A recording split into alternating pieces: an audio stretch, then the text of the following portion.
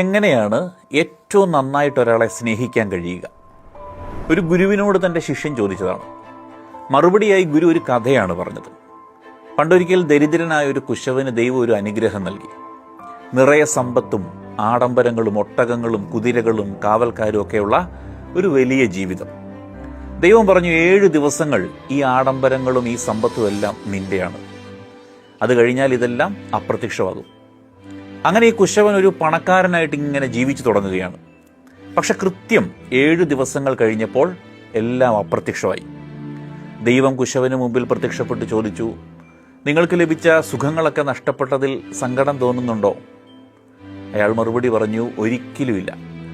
ഒന്നും എൻ്റെ സ്വന്തമല്ല എന്നും 7 ദിവസങ്ങൾ കഴിഞ്ഞാൽ നഷ്ടപ്പെടുമെന്നുമുള്ള ഉത്തമ ബോധ്യത്തോടെയായിരുന്നു ഞാൻ ഇവയെല്ലാം ആസ്വദിച്ചത്. അതുകൊണ്ട് തന്നെ സന്തോഷത്തോടെ ഞാനിത് ആസ്വദിച്ചു. നഷ്ടപ്പെട്ടപ്പോൾ സന്തോഷത്തോടെ ഞാനത് ഉൾക്കൊള്ളുകയും ചെയ്യുന്നു. ഗുരു ശിഷ്യനെ നോക്കി പറഞ്ഞു, പ്രണയമാവട്ടെ, സ്നേഹമാകട്ടെ, ബന്ധങ്ങളാകട്ടെ, സമ്പത്താകട്ടെ, എല്ലാം ഏതു നിമിഷവും നഷ്ടപ്പെടാനുള്ളതാണ് എന്ന ബോധ്യത്തോടെ ആസ്വദിക്കുക. അപ്പോൾ അവ ഒരിക്കലും നിങ്ങളെ കീഴ്പ്പെടുത്തില്ല.